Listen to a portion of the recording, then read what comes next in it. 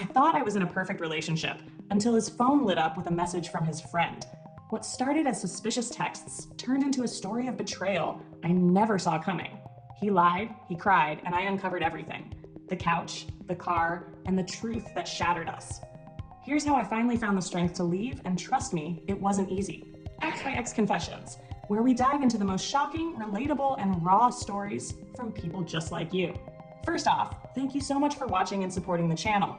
You guys keep this community alive, and I'm so glad you're here. Before we get into today's confession, where someone finds out their boyfriend wasn't just texting a friend, but taking things way further, let me know in the comments, what's the worst lie someone's ever told you in a relationship? And if you enjoy these videos, don't forget to smash that like button, subscribe, and hit the bell so you never miss a new story. Trust me, you don't want to miss what we've got coming next. Now, let's get into it. I'm 20, and I thought I knew what love was. I thought he was different. I thought I was smarter. I grew up watching my sister go back to her ex over and over again. He'd lie, cheat, cry, and promise her the world. I'd watch her pack her bags, swear she was done, and then unpack them again the next day. I told myself I'd never be like that. Never. And then I met him, my boyfriend of almost 2 years. We had history. He knew me better than anyone, and I thought he loved me the way I loved him. But love doesn't lie, and it doesn't sneak around behind your back.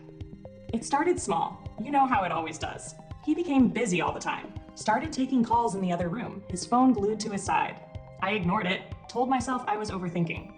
Then one night, his phone lit up while he was in the shower, just a text. One name, Claire, his old friend from high school. I didn't touch his phone that night. I wish I had. Instead, I waited. I convinced myself he'd never do that to me.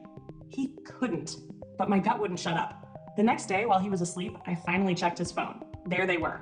Weeks of messages, jokes I didn't get, plans I hadn't heard about, pet names that weren't mine. And the one that killed me? Last night was amazing. I can't stop thinking about you.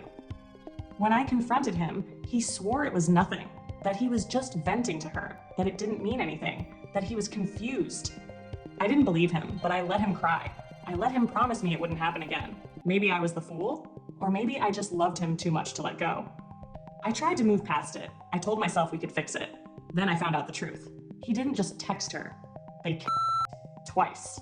Once on her couch, once in her car. It wasn't just emotional. It wasn't just words.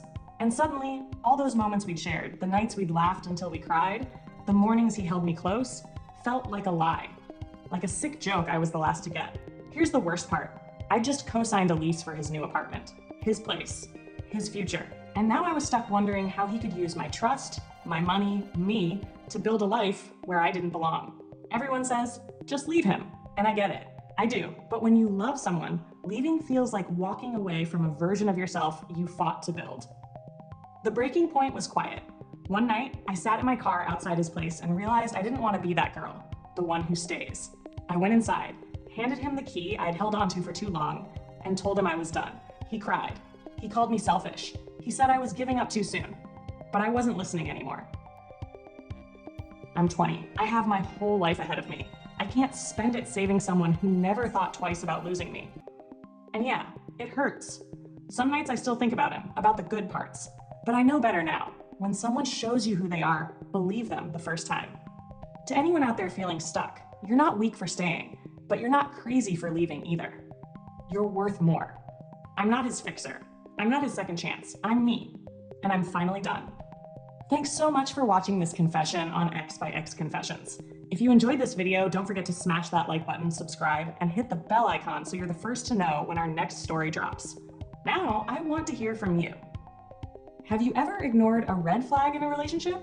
What happened? Let me know in the comments below. I read every single one. Thanks again for being here, and I'll see you in the next confession.